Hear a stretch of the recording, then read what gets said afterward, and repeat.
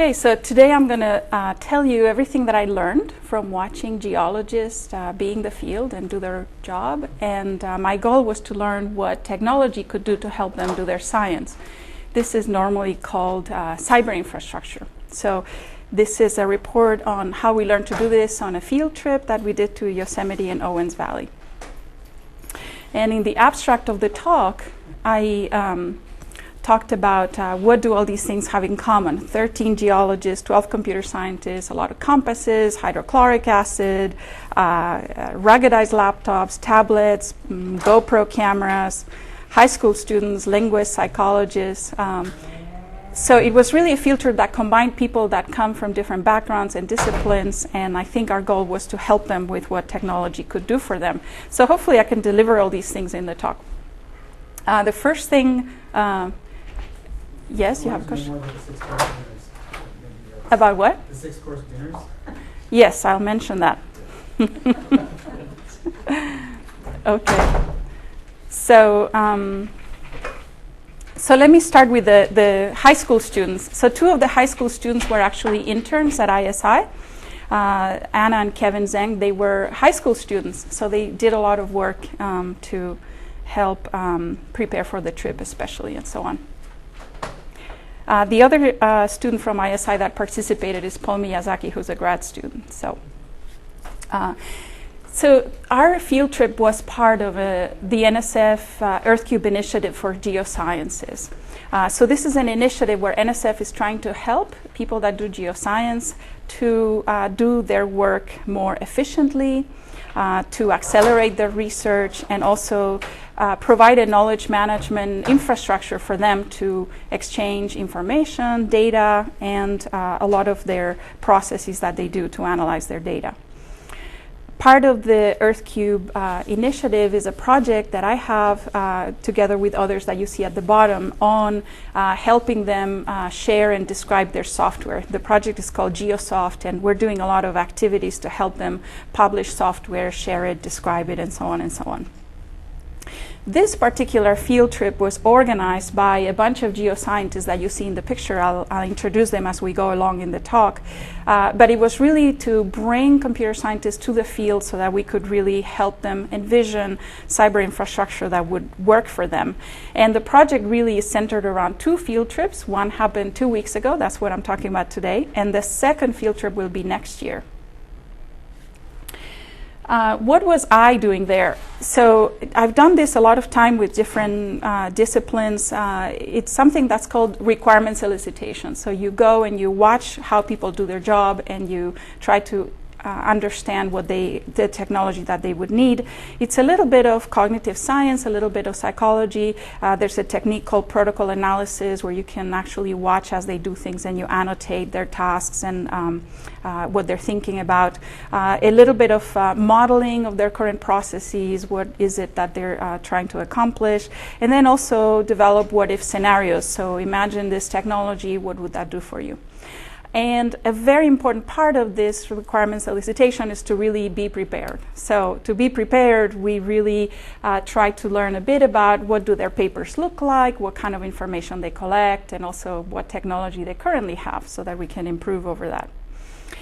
So I'll tell you a bit about that kind of background. So this is an example of a paper that we picked. So what they do is they walk in the field. So those are maps with black points where they actually collected a rock or collected information. Then here you can see photomicrographs of the rocks that they do back in the lab. And then at the bottom you can see with a microscope or x-rays, they look at the texture of the rock. They create a lot of theories about why the rock ended up being a certain way. So they hypothesize forces that are at play. They have models, which are a bunch of equations and force models that they have. And then on the right are some of the results of their models. So that gives you a flavor of what their papers are about. We actually reconstructed the workflow of all the different kinds of data that they used and what they were doing throughout the process. They use a lot of different pieces of software that are common in their area, and then also they write a lot of their own scripts to process the data. Another thing that we looked at is what's called a field notebook. This is just like in a biology lab. You have lab notebooks. So these are field notebooks. And I'll just highlight a few things. First, they do a lot of personal annotations, so abbreviations and so on that are personal, and they develop. So these are the cheat sheet of one of them in their notebook. They also start the trip putting the date, the place where they are, and a few general things common to the trip. For example, the declination will be common throughout the entire trip. And then they'll start annotating the site. So this is the exact location 00107, and then they'll make some measurements. I'll tell you how they do that. They'll take pictures, so P, anything with a P is a picture. On the left you can see a sketch, so they'll draw sketches of a certain layout so that they remember what was there. And then they take actual samples, so RF0312 is an actual sample that they collect, and then make notes about it. And what you can see is that there's a lot of narrative. There's something there about, well, I'm beginning to think that this probably happened in this way, and so on. So they start building models of what happened as they collect the notes. And then they might think, oh, I remember there was some paper. They probably mapped this out. I need to look at that when I go back in the lab, and then more pictures and so on. So those are their notebooks. And then it turns out that there's a bunch of mobile apps for field research. So here's a few of them. And they're interesting because they work on Android or iOS platforms. They help you collect geospatial location, but also something called strike and dip that's very important to them. And a lot of them have professional grade versions. You can see that on the left. If you don't pay big bucks, you can only see the pictures very small. Here, if you pay the big bucks, you can see them big. I'm not sure what they're selling there, but there's some of them that we found people actually use in the field. So IGIS, I met a geologist that actually takes it on an iPad mini that's very light, but you need to have ArcGIS, and he downloads all the geospatial data and then uses it. This is another one that's also used. So what we did is we played with them around an ISI, and on the left is this particular one that we picked, and I just jotted in a map. We were making readings, pretending we were looking at rocks in my office, and actually you can see ISIs on that side, and the readings were showing up somewhere else entirely. So we were wondering if we were just using these things wrong, or we would just learn to use them right in the field. So keep that in mind. So we looked at a bunch of features. So for example, some of them assume that you're connected to the internet, and they give you beautiful maps. But of course, if you're in the middle of the mountains, we were wondering if we would have a connection at all. They measure the location, the timestamps, strike and dip that I mentioned earlier, the rock type. They give you nice pull-down menus. You can take pictures and include them. Some of them allow you to export data, so this is important so that you can use them and manipulate them and so on. And some of them have mapping facilities. What is strike and dip? So I mentioned before, it's one of the things that they measure. It means the direction and the inclination of a particular fracture or feature that you're looking at. Okay, so we did an analysis of all these different apps, and most of them fail in some important capacity, so they're not very popular among them, and so you still see them carry their field notebook most of all. So that's it on the general background. So we learned a bit about what they do, and so now we wanted to see them in action. So 4 days, this is day one. Day one, they took us to Yosemite. We drove from Reno, and their goal was to teach us to use a compass and to take some basic measurements of this strike and dip that we were talking about. So these are our 4 vans. We were all distributed around there. We drove for quite a while. I was in a van with Dan, who is an undergraduate at Sonoma State. I was very relieved about this because I had a lot of simple, silly questions to ask, and so I just peppered him for 4 hours straight. It was fantastic. So along the road, he would say things like, oh, there's some geothermal action over there. We went to Mono Lake. We were looking at different features. It was really nice to see the world through the eyes of a geologist. This is the next thing I noticed. We were on the road. There's no service already. I mean, you can't even log in if you can't connect. So, I was just wondering what we were going to do about this. There were fires all over the place, so you start to appreciate that they have a plan to go to a certain location and they might not be able to even access it. They only go on field trips once a year, so in the summer typically. Anyway, so we were driving, it was raining, it was cloudy. I thought if we're going to go watch mountains, this is not going to work, but they were undeterred. But this is our official entry to Yosemite. It's very exciting. So this is the lead of the group, Maddie Mukherjee, a professor at Sonoma State. So you can see it's pouring down. This is lunch. We had to have lunch outside because why not be outside? And so he's not even wearing a hat. Same thing with Dan. So I'm feeling very unprepared for this. I don't do this very often. So anyway, so he starts describing what we're doing, and they start giving out paper, and it's pouring. So anyway, so we go to this location, Lambert Dome, and they split us up into smaller groups to work with geologists. This is one of them, Ken Laurie. He is developing in the British Geological Survey these tools for tablet PCs that they can take in the field. So you can see it's raining on him, and he's just noting things and making notes and so on. So he gave us a demonstration of his software later, which is very exciting. So you can see we're working in different groups. It's pouring on us. And we just keep going. So I was working with Dan and another geologist, structural geologist, Terry Pavlis. This is a picture right next to a rock that actually, I don't know if you can see it, it's composed of little chunks, and they're all glued together. So it's called horse's teeth. And so the first task is to teach me how to use a compass. And so this is a Brunton compass, and I look at it and I thought to myself, I'm just going to make a joke here. And I said, oh, the needle's not moving. This is the outside of it, right? The needle's not moving. And they both look at me, oh, let me teach you. You open it up, and that's the compass. See, the needle's moving. And I was like, it was a joke. I'm just making a joke.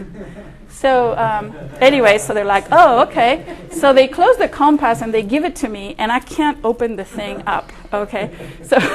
So I decided I'm not going to make any more jokes. So I thought, they don't even think that I know what a compass looked like. So it was pretty humbling. So I couldn't open it. Many people couldn't open their compasses. So just What's to the special let you about know. that specific compass? It can measure strike and dip. So it's not just the direction where north is, but it can measure those things. So the first task we had before we use the compass is to look at the composition of the rocks. So they give us these sheets you can see here. So this is how they do it. So each one of those circles that has more or less dots tells you the density of the rock. And so I couldn't guess it right. So I just kept guessing down here, and they told me it was somewhere up there. So I just couldn't see it. I don't know if you can tell, but to me that looks like that. And, that's not it. So I completely failed at the first task. And then they tell me, well, if you just do like this, then you can really see it, right? I couldn't see anything. The paper's pouring rain over it. I don't know what I'm doing. And then you classify the rocks. You can see the reverse of the paper because at this point it's completely soaked. And so they know this by heart. They start telling us how they guess what the rocks are. They don't know for sure till they go back to the lab and analyze them. So they have a classification of the rocks, and I'm just showing that even in the same location there's different types of rocks, so they get fascinated with this variation and so on. But they may not know exactly what kind of rock it is. Go ahead. Are they allowed to take things out of Yosemite? Are they allowed to take things out of Yosemite? So this is why I showed you the form. So they actually are an official group doing official business and so on. And even with that, no one took a single sample while we were there. So when you said that they have to go back to the lab, what are they going to do when they go back to the lab? Well, this was a fake trip, right? So I'm saying in reality, they would take a rock and take it back to the lab and then analyze it there. In this particular trip, we didn't collect any there. So they typically go to someplace that's not a national park? If it's a national park, they have an official permit. And so they are allowed to take samples, okay? But I will tell you in a second why these samples are useless. Hold on. So I saw this beautiful rock, and it had this feature, this vein. And so I said, okay, let's measure the strike and slip on this vein, and then we'll have some measurement. And they start cracking up, and they're all over the floor, and they're saying, that's not an outcrop. And I said, what's an outcrop? And they said, well, if you're going to measure something, you should measure something real. The rock needs to be attached to the ground because that is meaningful. It's how it came about. If you measure that, that rock could have been brought here by somebody. Like, yeah, sure. So anyway, I picked the wrong rock to look at, apparently. So we picked one of those fractures that were along the ground, and we want to measure strike and dip. So we get our hand out, we get our field notebook out, and then we get our compass out. And so they're measuring, making the compass align with the field notebook. I mean, physically, their field notebook is a very important tool. And so they measure the strike and dip. They're measuring the direction with respect to the Earth's north, and then they're measuring the inclination of that plane. And I won't go into the details, but that's what they do. So this is my first field notebook entry. They tell me the first thing is to say what trip you're doing, and the second thing that they do is note general things. They note also what kind of conditions they were in. So I said, like what? They said, well, like it's raining. And I said, oh, okay. So I wrote down rain. And they looked at me and they said, well, we would write more like sucky. So I just put sucky in the notebook to be very professional. And so make notes about the type of rock we were seeing. And so I start to write down measurements. I'm very happy about that. Super happy about that. I'm like a professional geologist. And then Terry gets out something called a clinometer, and he says, you're going to see, compasses are very old things. So I'm going to show you a very modern tool called a clinometer. So he gets it out, starts to take measurements on the same fault. And so I'm writing down in my notebook, and he says, okay, wait, write down blah, blah, blah. Then he runs it again and says, oh, okay, so I guess write down blah, blah, blah. So I'm writing different measurements every time he tells me. And I said, so wait a minute, now we're going to take the average, or what do we do? And he says, nah, you usually take it 6 times and then see. If they don't agree, then we give up. So he took it 6 times, and none of the readings agreed. And so he just said, let's just give up. So in the end, he's bringing this fancy tool, new technology, right? This is very fancy modern technology, and he can't really rely on it. So they only trust the compass. They have all these reasons why this takes the wrong readings. But the point is, they read it 6 times, and then they use what the compass says. It's kind of like they know if the reading is right or wrong. They'll set it down, and they'll say, no, that can't be. So it's kind of, they just know when something's right or wrong. Do you take the compass reading 6 times? No, the compass reading is once. Sometimes the compass is wrong, so they would know. But if the compass is working, then they take the exact measurement that the compass says. Why would the compass be wrong? Why would the compass be wrong? All kinds of magnetic things. So there's a type of geologist that's a geomagnetist, paleomagnetist, and they study the magnetic fields and why compasses get messed up and all kinds of things. So, you had a question? Yeah, is it just because the compass gives you kind of raw data and it's low tech and it's just very plain simple numbers, whereas this probably does some internal calculation that they don't get hold of, or is it just the No. same? Is it measuring the same thing that a compass is measuring? It's measuring the same exact thing. It also measures GPS, which the compass doesn't give you, and it records it, and that's it. Like I say, very sophisticated modern technology that sort of works. Okay, so I have inconsistent readings in my notebook. Lesson number 1. So maybe my iPhone apps were not so bad after all. They just seem to give inconsistent readings just like everything else. Oh, one thing I learned is never ask geologists for directions. So we ran into a couple of Australians who were lost. We were headed to the parking lot back. And these are the kind of signs that were in the area, so that, no wonder they were kind of lost. But the geologist with a straight face said, oh, you just, go up where the outcrop is with the nice volcanic rock, and then you turn left after that, and then you go down the hill of the blah. And the poor Australian girls were like, okay. And they said, yeah, but the parking lot should be in that general direction. They don't seem to mind getting lost. So they just kept walking, and I looked at the Australians, and I said, why don't you just follow us to our parking lot, and then you take it from there. So anyway, don't ever follow directions from them. So we went to this other location, which is Olmsted Point. I think that you can see it's a very smooth, flat surface, and that tells them it's volcanic. So this is Kevin and Anna with me with this nice view of the dome. And then, so this is the area that we were looking at. So I'm thinking we're going to be measuring all these fractures, and we're going to get another lecture on fractures and measurements and so on. Turns out the interesting thing here was this round circle on the rock, which I would never have noticed in a billion years. And so they all get excited because it's something called basalt xenolith. And you can see here Mike Williams, who's a petrologist. He studies these igneous rocks. He's going to tell us a bit about what it is. So I did a few clips. And I can't figure out how to move this. Sorry. Can somebody who uses PCs help me play this video? I can't find the mouse on my screen. So what do I do to play it? Well, have you opened it in a USB stick? Sorry? Get it off presentation mode to see if you see the video. Yes. Oh, okay. Okay, so I'll just play it like this.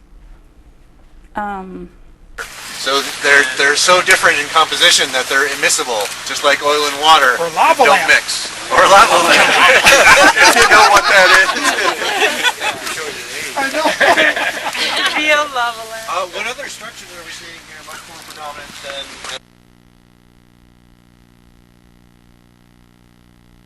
Anyway, it's moving slowly, but you can see all of us just looking at that one fascinating piece of rock, except this guy.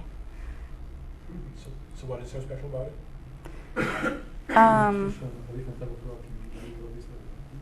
When the entire slab formed, these were little pieces, little globs that were floating on it, and then they just solidify and they stay. Okay, so so we drove back to where we were staying, which is this compound there at the bottom of the mountain. So this is the White Mountain Research Station. This is in Owens Valley. It belongs to the University of California. And it was really nice because one of the things that we could do is stay there and also do work in the evenings. So in the evenings, this is an example of Terry Pavlis showing us some of the software tools that he uses back in the lab and sometimes in the field if he can bring a tablet. And so he can collect data and do sketching over the maps and so on and so forth. So we could do a lot of work at night. So what did we learn from this day in terms of opportunities for cyber infrastructure? One is that the current technology is not terribly helpful. So they carry stuff to the field and it's not terribly helpful. So these strike and dip measurements are only reliable from a compass, and everything else that they bring, it helps them, if your clinometer is working right, you can take measurements 10 times faster, but you can never completely fully trust it. So they keep getting their compass out to double check and so on. And when the technology works, they can be a lot more efficient. And the whole point of being in the field under the rain is to get the data, in as much data as possible. So it would be very important to give them actual devices that work. The other thing is that, strike and dip is like the least interesting thing that you can do in the field, right? You're just measuring how twisted the rock is, but they take many observations in their field notebook, and a lot of them are qualitative. So the vein is finer grained than the rock. The fracture is very irregular. The black grains are needle-like, so they're still very, very qualitative. Taking pictures is very helpful, but they need to be geolocated, and you can see they're separate from their notebook and so on. And also the pictures don't convey 3D features. It's really hard to see this 3D structure just with the pictures. So they tend to do these sketches and these notes where they can remember the 3D structure of things. Is there any sense at all of trying to standardize ontologies or terminology? They, know what the words mean? I'll talk a bit about that in a minute. The other thing is that they collect samples and they take them to the lab, right? And I'll show you later how they do this, but you collect these samples and you only tell other people that you have them when you do a paper. So that's the only way why people know that there's a sample about something. The samples can be very costly. I talked to someone who has samples. The trip to collect those samples was like $500,000 just to go. So he says, if I don't save those samples, no one's ever going to collect anything like it ever again. I talked to another guy who carried 70 pounds of samples in his backpack for hours. So these samples are valuable. They're often stored in the basement. So one of them had 4,000 samples in the basement. So people don't know that they exist, where they are, how to use them. So you basically have to start from scratch collecting samples. There's other people that take samples from cores or boreholes. They drill down and they extract the whole cylinder of the earth. And those are a bit more organized. But if you see these field scientists, they just take a rock and bring it to the lab. There are no metadata standards. There's some ontology. CSAR is a metadata standard to describe basic things like who collected the rock and at what time. But there's not a whole lot of detail about everything you may want to use to find the rock when you need it. And they're happy to use more technology to describe their samples moving forward, but just contemplating for one guy to go back to 4,000 samples in their basement and describing them is quite a bit of a job. And then the samples that they collect, they lead to digital assets. So, the microscope, the X-ray, the micro pictures that they take, all of that is valuable. They also send their rocks to the lab. They have geochemistry results, dating from geochronology. So all of this is kind of disconnected from their samples, and they also never share that. So there's a lot of nice opportunities.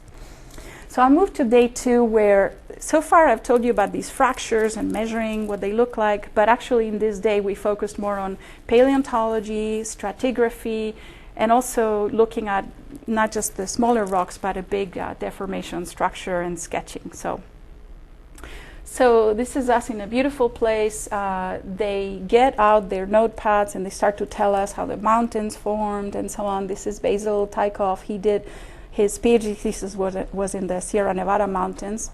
Since I'm Spanish, he was very fond to tell me the not real Sierra Nevada, because there's the Sierra Nevada mountains in Spain. So, but he was explaining to us how they were much older than anything else that we could see around the valley. So just looking at around you and knowing the temporal extent of every formation that's around you was great.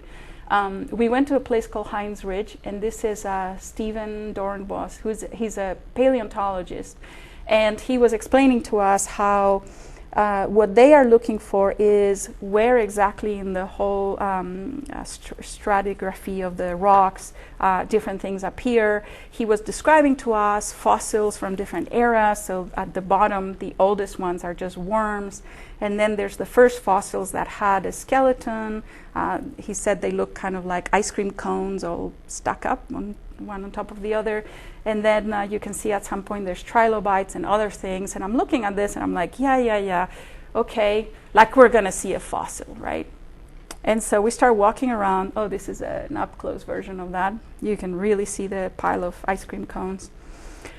And he's telling us age-wise the different age of all the different formations around us. So they get a new kind of compass, which is this Freiberger compass. That's it takes measurements a little bit more accurate, and and it is easier to get measurements. So this is the one they actually use.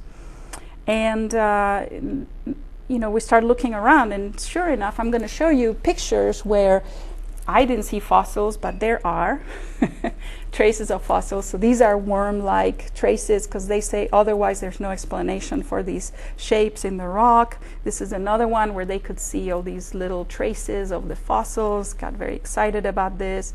This is another example. So anything in a rock that looks to them like worm-like creatures could be around, they get very excited about.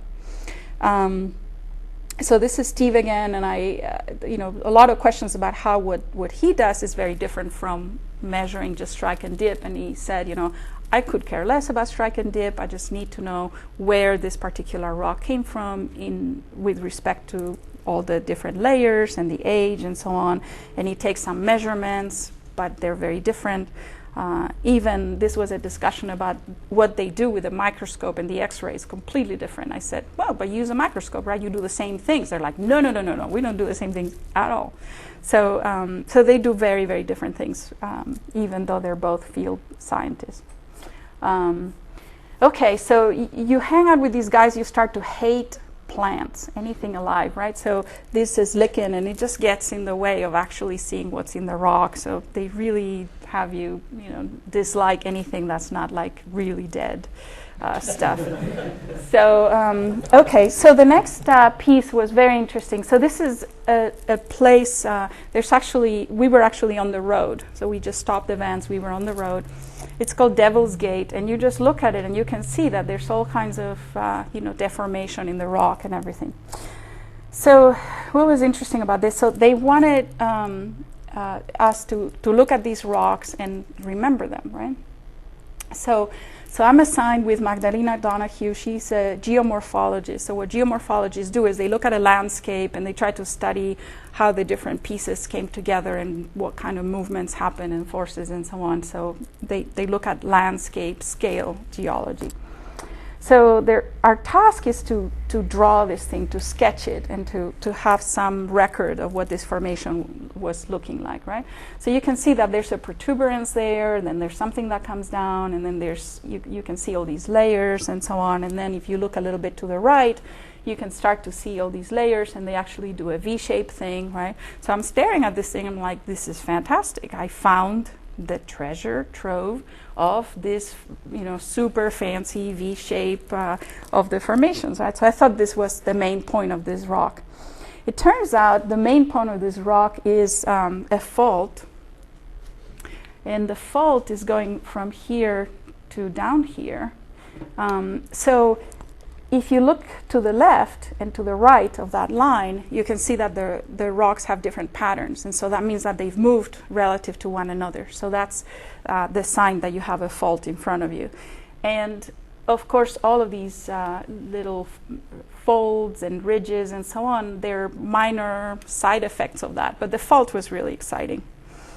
And this is a picture of the fault. And then on the right, you can see another place where the rock was broken, and so that's not a fault, because if you look left and right, the patterns are pretty much continuing, right? So very simple but very exciting. So we start sketching out the fault and where it goes, and then all the other ridges. You can see that what I was very excited about ends up being something on the side, and the most interesting thing is how the fault does things and so on. This is Kevin, the high school kid, explaining his sketch to all the geoscientists that were assigned to different pieces of this rock. And this is the sketch that he was showing us. Different parts of the rock had different observations to it. This is Terry with a tablet, actually sketching it on the tablet. It's just like a fancy drawing program. This is another one of the geologists, Zach Michaels, and one of the observations was that this was on the other side of the road. You can see a big hole there, and then here's the protuberance that we were looking at before. And so does this fit in here? And how do you figure that out, right? So that's some kind of geospatial reasoning right there, and I don't even know how you begin to take measurements of that, but it should be possible to study things like that. Okay, so we were very excited about the fault, extremely excited, and I don't know if you can start to see in the background that people started to climb there. It looked like not very safe, but they were in heaven. They were so excited, and so you can see them climbing up, and everybody's like, are you sure you want to be there? And so they're looking at all kinds of things, so I had to go to the fault. So you start to see that this is the fault really up close. This is the line of the fault, and you see that it's a completely different color rock, and so it's something that was melted and kind of percolated through where the rock was broken, and then it's continued to move.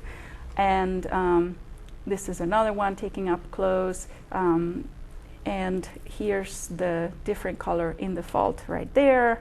And then there's another geologist that starts to notice calcite all over the place, and so that's what she was excited about.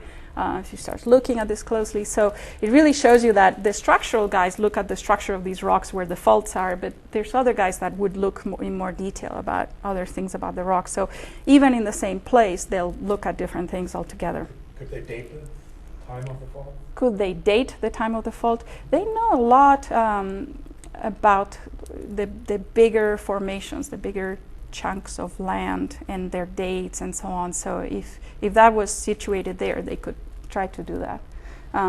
They can date the rocks. They have geochronology tests where they can date the rocks specifically. So, okay, so this is a picture that they put in the van. This is the protuberance that we've been looking at. This is the V-shaped folds that I was fascinated with at the beginning. But you can see there's a lot more on this side. And I think the interesting thing here is the sketching that they did. So this is the fault that we've been looking at. It's a reverse fault because the upper part is pushing up. And it's actually a thrust fault because it's not very vertical. And on top of the protuberance, we couldn't really see it. So they do these discontinued lines to mark that. This is a picture of the rock again. So there's a lot of things that they can't see, and they just don't know what to say about those. And then this is another part of the big rock. This is a place that had two faults working in different directions. And so in the end, this is the sketch of that entire piece of rock that we were looking at. This is what matters to them, where the faults were, and all of these things are minor folds along the way. So, yes, go ahead. So the picture on the side of the van, did they take that picture on this trip? No. And then print it out? That was No. the previous thing? They brought it over. Okay. Yeah. You had a question? Yeah, I was just curious also if they had a mobile printer or if that's something they already had. No. They had taken those pictures before. They did a lot of preparation for this trip. They actually went to all the locations and made sure that they could coordinate all the details of the trip. Did they do this just for your sake, or were they learning new science while they were there? They take a lot of students on field trips. So some of them had done their PhD thesis here or had taken undergraduate students in field trips around here. So they knew the area more or less. But they did a lot of work before the trip just to make sure that we had enough time to do everything. Did you get So. Was there a consensus on that this is a fault, or did people have different interpretation that, oh, this might be something else as well? But not you to be. In this case, it was very clear. But you'll see that they may have different interpretations. That's very common as well. So, did you have another question? Did you get a sense that things might be different from what you saw if they were? I mean, I guess there's not really a place that they're going to that they've never been to before. Maybe they think there might be a fault, and like where it's complete, where they're trying to do like new science. I suppose with things. They go to new places all the time. But this is one of the things that we didn't get to do. We didn't get to go to a new place where they don't know anything about it. But I mean, do they tell you like things would be different if it was new in this way or this other way? Mm-hmm. Go ahead. You know, also, so in terms of the like mobile apps, did they have an app where they could annotate, take a picture, and then annotate the picture on the app? Not really. So Go when ahead. you took the picture, when you originally took the picture of the fault and like the scene, probably what this was derived from, Mm-hmm. did they kind of use a camera with a tripod? And I mean, did they have a kind of a rigorous protocol for capturing that image? No. And They it's just like- have a camera and they just take and pictures. they stitch it. They look like a stitch. And they together. stitch it together. Yes. Cool. Okay. So I want to talk a little bit about sedimentologists. They do a different kind of thing. And it goes to your question of do they ever disagree, right? So these guys, their main job is to find a piece of dirt that is exposed, that really shows you all the history of that rock in terms of sediments, right? So they use, they make notes in their field notebooks about what they call stratigraphy graphs. So this is Marjorie Chen from Utah showing us this. So this is a stratigraphy graph. So on the left, they're going to draw the different layers of sediment. They can tell more or less what kind it is, so they'll write things like this is shale, this is limestone, and so on, and they have different symbology for it. And then right in the middle, they write data. So that's all the different rocks that they're observing. They take measurements about the depth of each layer. And then they do some interpretation. So this is different models where they definitely can disagree, right? So I'll say that this was done, this was marine deposits, and I don't know that for sure, but I'm going to hypothesize that. And so different geologists can have different ideas about what happened in a particular location. So this is what sedimentologists do. This is Margie again in another location, but you can see that they're trying to see the different layers in the rock. She's very detailed about taking measurements about this, and that's what her science is about. You can see the different sediments. She can see a lot of things in there. So if something goes, in this case, it's going, I don't know if you can see a little bit up that way. So that's how she knows that up, when this got formed, up was to the left. So they're always trying to figure out which way is up. Yeah, go ahead. Yeah, do you feel there's a consensus on the terms and the definitions, or there's questions of all the different groups use different terms, or different groups say we should take different measurements and not these, because I can see problems with data normalization when you have such sort of mismatches between. Yeah, so because it's such a handcrafted process for data collection, there's a lot of room for errors. You take a picture, you thought you took it here, or you take a sample, you thought it was this sample, but it might be another one.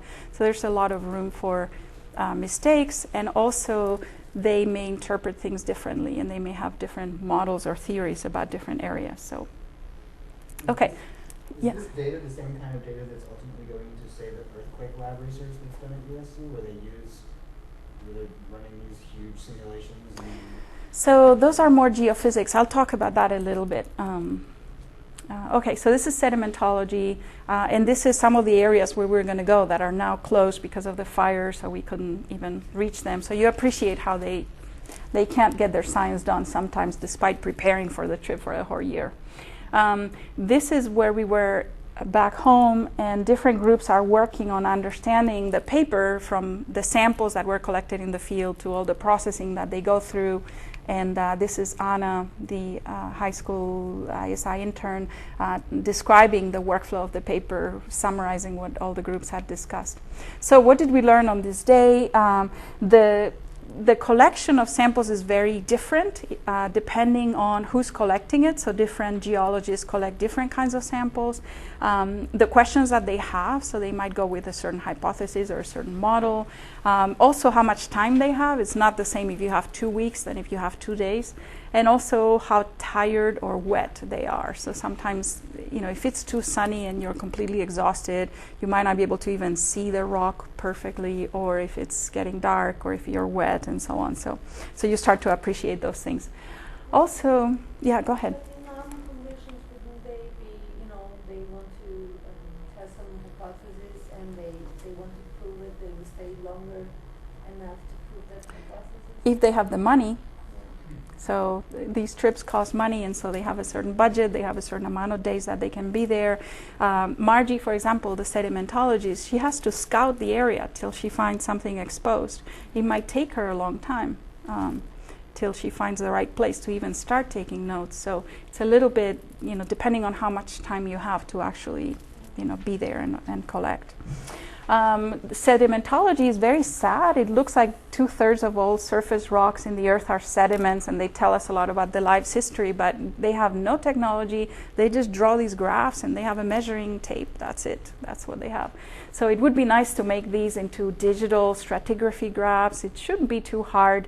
They could be retrieved and compared and used for other places and so on, make it a lot more reasonable. The other thing is sketching, right? So I showed you these sketches. It seems that it's really beyond being able to make a note of what that rock was. It's, this is a quote from Maddie saying, sketches is how we think. They have a cognitive function. It is how we piece information together. So anything that helps them with reasoning with sketches would be helpful. And then the other thing is that, even though they take a lot of things in the notebooks, you can see that you're looking at the rocks, you're looking at how big a sediment layer is, so they really need hands-free data collection. They talked a lot about whether we could do stratigraphy graphs through speech. So I'm looking at a graph and I say, okay, I see 1 centimeter of shale, and then the next layer is blah, blah, blah, and I think it's blah, blah, blah. So a very finite vocabulary, but they would like to be able to dictate these things to a computer. Sorry? No. They want the computer to be able to draw it, and they want to double check that it's correct, and while they're there, and then they want to use it when they walk, 5 miles to the next location. So, okay. So the third day we were talking more about mapping. We used these ruggedized laptops, and then we were in another volcanic location. So this is the vans again, them telling us everything about this, this area where we were situated. The most important thing is that in the map you can see big yellow areas, big green areas that are kind of uniform. We went to the area that had the most colorful things. It was very confusing, so that's where we ended up, Polita Falls. So here we were doing a mapping exercise. This is Matty again. You can see his GPS and his antenna. And I'm going to play a video of him. I guess I have to exit this. I'm sorry. I didn't know I was going to use a PC today. Okay, so I asked him, what do you carry when you go to the field? So you can see. All the gear that you're carrying. All the gear that I'm carrying. Okay, so I have, of course, my compass here. What kind is it? This is the Freiberger. The satchel that has way more field notebooks than I would usually carry. For this, I wanted to talk about field notebooks, but then of course I have all my pens. Oh, that reminded me, I need to give everybody acid bottles. So this is hydrochloric acid. Screwdriver for adjusting the compass. I actually have way down here I have a strap that's exactly 1 meter long. I happen to need to measure things, and I've dashed on it every 10 centimeters. It's really hard to get out. Zoom into the pixels though. Ruler, protractor, pens, pencils. I would usually carry a rock hammer, but just for this trip I decided I didn't want to deal with 30 people with hammers. And then binoculars. And of course I have the GPS, which has the maps loaded on it and the topos lines loaded on it. And then of course it says out. Okay. So you can see the bar is very low. They're like rulers and protractors and pencils and that kind of thing. So, yeah, go ahead. Are the maps kind of special maps because they look like they're geological maps, right? So they're kind of showing rock. They are. They're geological maps. They use all kinds of readings from GIS data also. Okay, so this is their hammer that they use. I'll show you a bit later. They also have lenses where they can look at the rocks up close. So that's all their equipment. And then, of course, the water. I'm going backwards, sorry. So I don't know if you caught it, but he mentioned hydrochloric acid, right? So at this point, I'm thinking, this is for snakes. This is for snakes. And I was terrified. He starts talking about distributing them. We have to be really careful. He never said what they were for. Just take one. And so I was holding on to it like this. And I was like, be careful. Don't put it in your feet. And I'm like, oh, God, oh, God. So anyway, so these are the ruggedized laptops. This is Joe, who carried, I think, 8 laptops to the trip. And he's explaining to us how to use it. This is his laptop. I don't know if you can appreciate. He has duct tape on it. Okay. So I said, why do you have duct tape on it? He said, oh, unfortunately I drove over it once with my car. So, they're pretty ruggedized beasties. So, but we started using them, and I can't see a thing, right? My eyes are not good. I have bifocals. I couldn't be taking my sunglasses, my bifocals, everything. And there's like a layer of dust this thick, and there's like the sun pummeling on the screen. I couldn't see anything myself. So I don't know how they do it. So this is Steve Whitmayer. He actually uses a small iPad and an iPad mini, and he actually is able to use it in the field. This is Kevin with him. So we're trying to map the terrain. We start walking towards it. You have to be, sorry. Oh, so what is yeah, go ahead. Steve's iPad for? He runs one of the apps that I mentioned earlier. And so he actually takes notes with the app. So what they do is that they'll run the app, they'll say, take measurement. So he takes strike and dip. And then they get out their compass, they measure it, and then they override what the app said. I kid you not. So they try to stay on the contact. They call this a contact. It's the top of the ridge, right? So they're trying to look in the thing. You can see the laptop getting on the way. It's super heavy. I didn't want to carry it either. So you start to hate plants because there's cacti all over the place. You're trying to look at the rocks and you just don't notice there's cactus and you just get all pitched about. This is Anna insisting to make sure that the apps were going to be useful. And this is Basil basically looking at her with his hands in his pocket saying like, yeah, sure that's going to work. So anyway, we couldn't make heads or tails with the apps. So this is what the hydrochloric acid was. If you put it on limestone, it will fizzle. And so I won't show you the video because it's a little bit contorted. But anyway, it will fizzle. So you're in the ridge. It has limestone. On one side, there's quartzite. I didn't go there, so they told me. And on the other side, you can see that there's shale. So now they have this little point in the map. They put different colors for each rock. And so they've mapped a little location. We were there all morning walking around trying to find things. So we have a data point. You can see that it's very laborious and hand done. But also, they don't know which way is up, right? So you have these three different rocks. Clearly, it was either this way or that way, but they don't know which way is up. So they look for what they call Rosetta Stones, and this is one of them. And I'll show you why. If you look at where the finger is, there is something in the rock that says that has this shape. So this was eroded. These are all the sediments. This was eroded, and then this other stuff was put on top. So there's no other explanation except if north was up. And so that's how they know where it goes. And of course, this rock has to be attached, right? If it's not attached, then it's useless. So that's how they know which way is up. So the other thing we learned is that if you look at this valley, on this left, the mountains kind of go, they're gently rolling down, and there's a lot of formations this way. On the other side of the valley, it was pretty abrupt. I mean, the mountain kind of ends and the valley begins. And so this is their other sign that there's a fault actually there, and the valley is actually subsiding and going down over time. So it's nice to see this contrast right there. These are stylulites. They got very excited about them also because in limestone, when you have anything that is soluble, then it gets filled up by another kind of rock or mineral. And so that forms these funny worm-like shapes, but they're not fossils. Okay, so then we go to the Sage Hen Flat Pluton. These are all beautiful rocks. I couldn't tell you a lot about them. They discuss cleavage and other things. I won't go into that. But we're really trying to understand the different disciplines.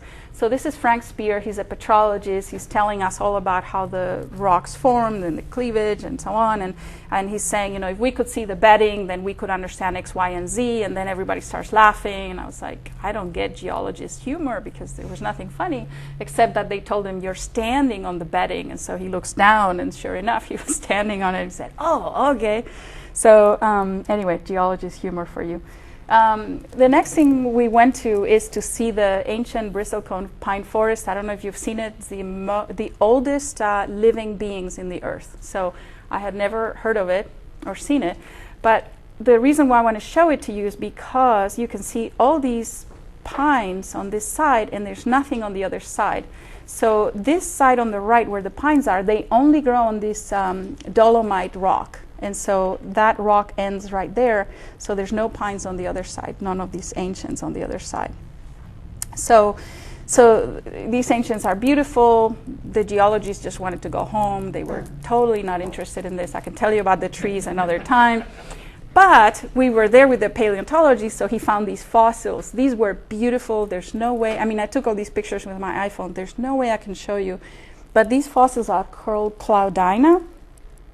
And I tried to make it bigger so you could see it better. Anyway, I don't know if you see ridges and circles, but it's really these fossils that I told you are like piled up ice cream cones. It was really beautiful. You have to go there with a paleontologist to be able to see it, apparently. So I'll try to find good pictures and share them. Okay, so we're driving back to the compound. This is the dining. This is the 6-course meals that you were asking about. So the dining room, This was actually our dinner. I expected some cafeteria type thing. These were very cheap accommodations, but we had miso glazed salmon and turmeric scented ginger brown rice. It was absolutely delicious dinners. This is our cook. She got a standing ovation. She was fabulous.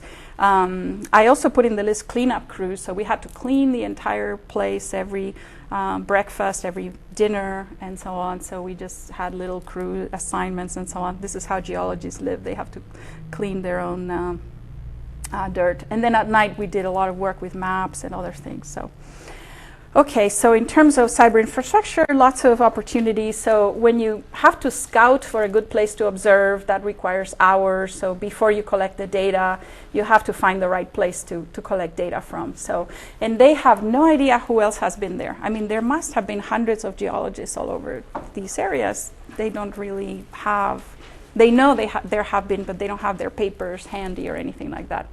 They also have to deal with things that are hidden or inaccessible. They take a long time to prepare for the trip. So of course they search for prior publications and papers. They don't particularly find them. They look for maps. They have a repository called GeoRef where they find papers. It's kind of like Sightseer for us. But it's hard for them and they never finish. So they would love to have a prep pack for a trip that where, you know, here's all the papers and all the maps that you're going to need. They spend a lot of time doing that. And then they would like to integrate all of this information so that if I am looking at a rock and someone has already done a geochemistry analysis in that area, then I might already know what it is and my thinking about the place may be completely different. So instead of doing these things after the trip, they could actually do a better science while they are in the field. A lot of opportunities for multimedia. We talked a lot about augmented reality, being able to just look at this place, put your tablet, and then see annotations all over the landscape. I think there's a lot of opportunities for that.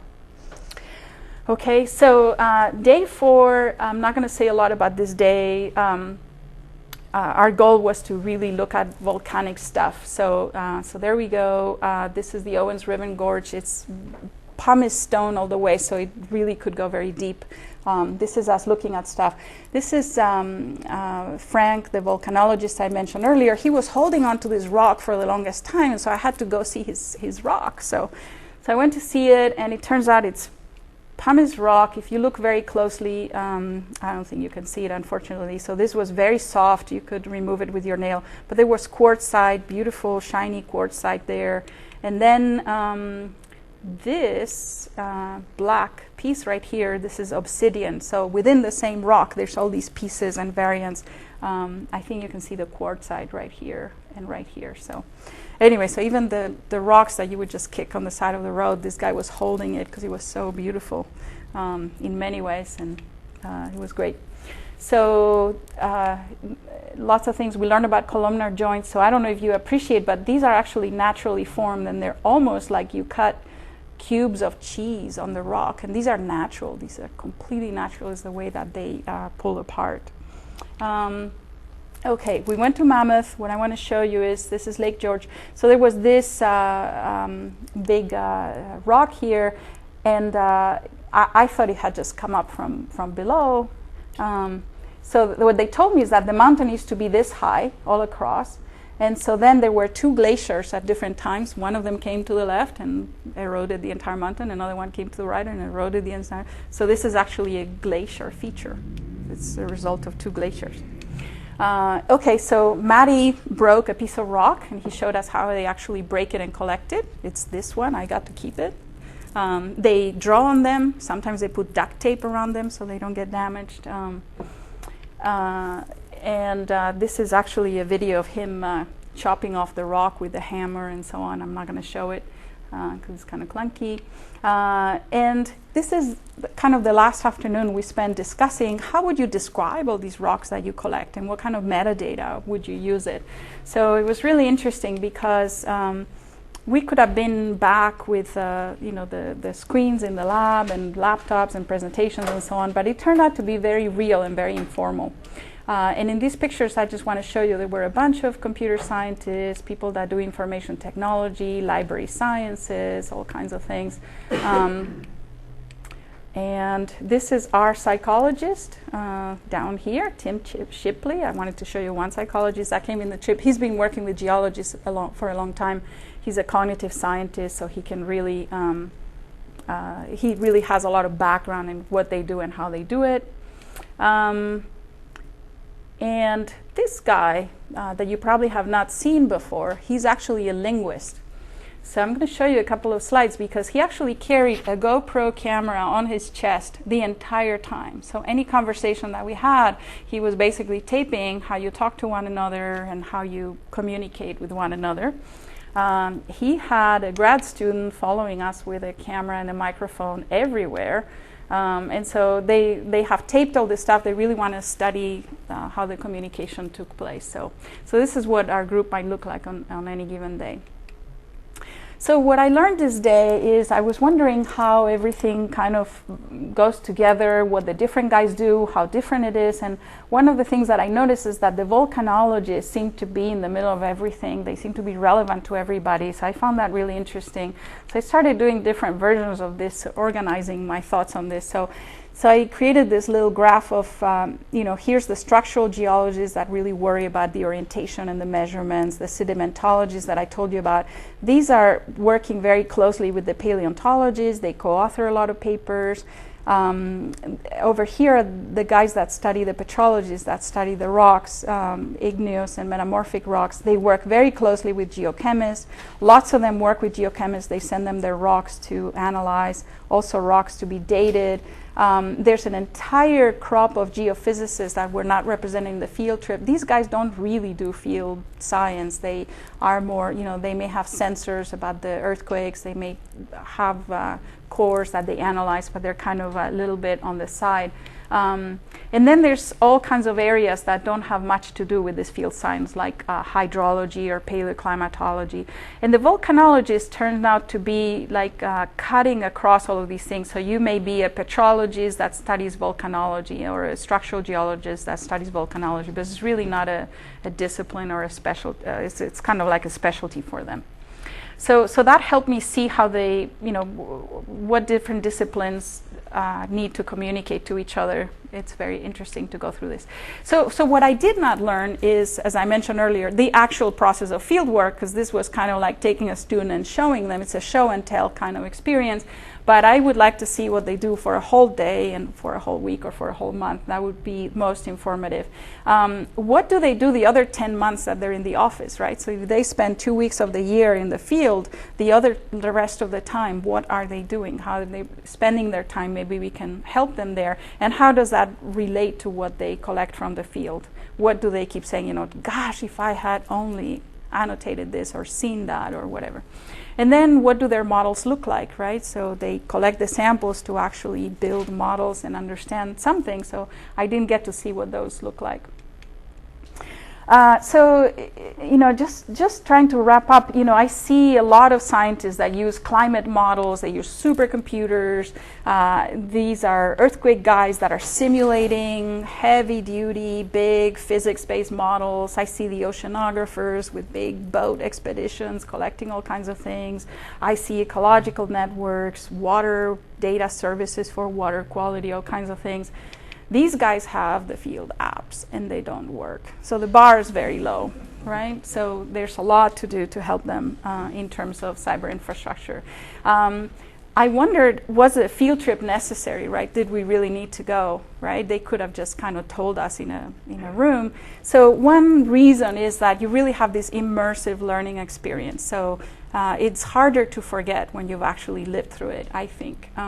Also, they got our full attention. So I had no internet connection, no phone connection. I couldn't, schedule a telecon in the middle of something. I had to pay attention because it was the thing we were doing.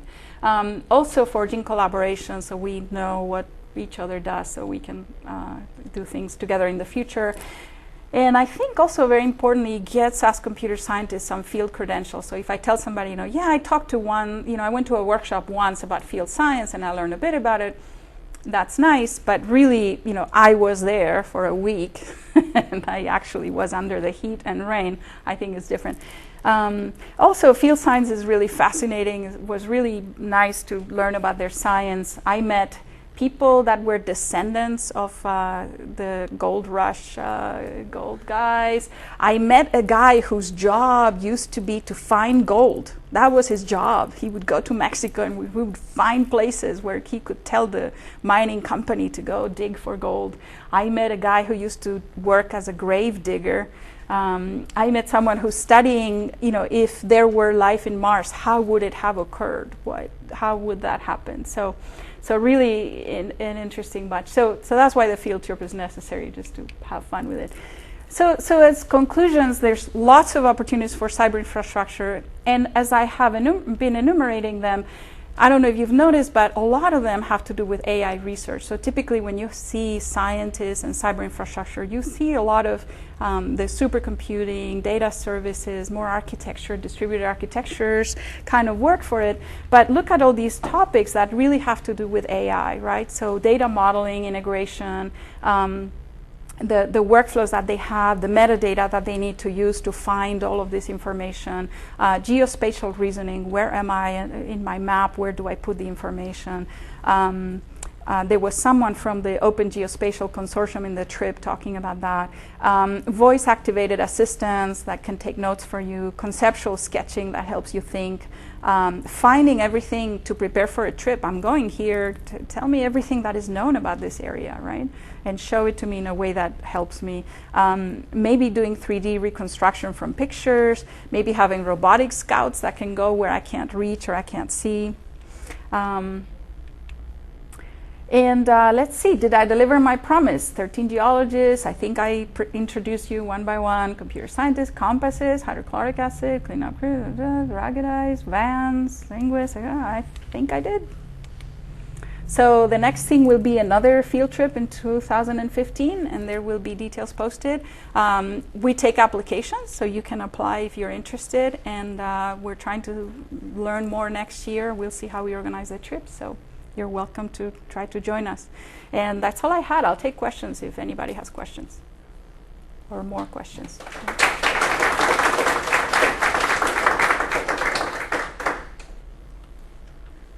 people that you met, were they part of your team? Sorry? Those people that you said you met, those were all people that were on the team. Yes, yes. But I'm not revealing who. Yes, yes. So it's really interesting how you map the different disciplines.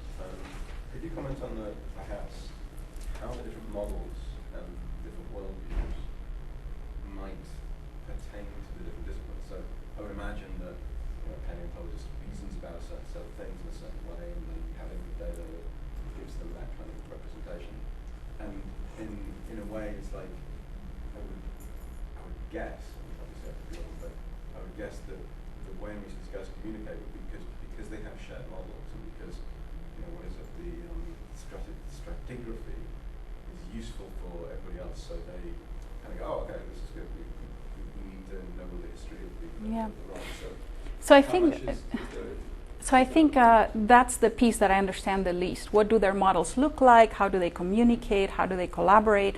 It's very interesting. So the sedimentologists and the stratigraphists end up becoming the same person, right? So they're so close together that you can't really separate it into different specialties, right? Same thing within the petrology. So the very thick dark lines indicate that they co-author a lot of papers, so they must talk very, very close together. The others do need to communicate, and they do it informally, like, they pick up the phone and they read each other's papers and so on. What was very interesting is that as we went to the different sites, if you had a geomorphologist in a particular site, they might be completely bored. They were just looking off to the side because it was just not very interesting. The paleontologist was bored in most of the sites. The sedimentologists, right, they would go to some of the sites and say, yeah, this is nice, but there's no sediments to look at, right? So they were kind of, So you could see that for them, each place and each site has, things to study for each one of them. So what they are thinking about is that if you look at the macro level and you look at an entire area, each of them are looking at the elephant from different places, and they would like to pull it all together and learn more from that. So this more integrative science, I think, is one of the big opportunities that we can see here. Yes? Do you have some action list from this one that you have to consider in the next year? Do I have? Specialist, or you mentioned you had like 12 computer science or something. Mm-hmm. You have, work to do meanwhile. So the purpose of this project was just to do these field trips and kind of uncover requirements and potential technology. This is not a project to actually develop the infrastructure. So I think one of the things that everybody's very interested in doing is, the low-hanging fruit. Can we do small things that might help? To refine those requirements meanwhile. Yeah. So we'll have a report at the end of the project on that. Yes. Go ahead. Sounds like part of the problem that they have is that they are really a very small market. So nobody wants to or can afford to develop gizmos or software for them because they are not going to make any money. And so, is there some commonality so that there are some general purpose gizmos, a better camera with a nice camera with GPS that has a comes from a consumer market that they can open up and hack the low-level software so it can do things for them or things like that. Right. So this is a very good question, right? It's a small community, and if technology is developed for them, it's a very small market. So how do you motivate the investments in this? So I've thought a lot about this. So one thing is that maybe one motivation might be to prevent embarrassment. So we're discovering a lot of exoplanets out there, right? So we're going to have some exoplanet that people really want to understand and see the potential for, moving humans to live there. And we're going to have the climatology show up with their big models, and the seismology show up with their big supercomputers. And these guys are going to have their measuring tape, right? And so just to save ourselves that embarrassment of really understanding the geology of a new planet, can these guys say, what do you need to understand the geology of a new planet in a period of a month, in a shorter time period? And, if you think about it, the physicists have the Large Hadron Collider and other big toys, right? I mean, that's not a big market. There's not a big market for Large Hadron Colliders. But for the sake of science, there's a lot of big investments that are made. And so I think it's worth investing in this area, and I think this is why NSF is really looking at, helping scientists that have maybe less obvious needs, like, we can give you a supercomputer and stuff happens. It's really hard to see something that obvious here. So. Physicists make things that blow up. Physicists may think that blow up. Well, when you see the volcanoes interrupting the entire air travel in Europe and causing havoc, then you turn to these guys and they show up with their measuring tape, right? So this, there's a reason why these guys study these phenomena. So, okay, thank you. Thank you very much.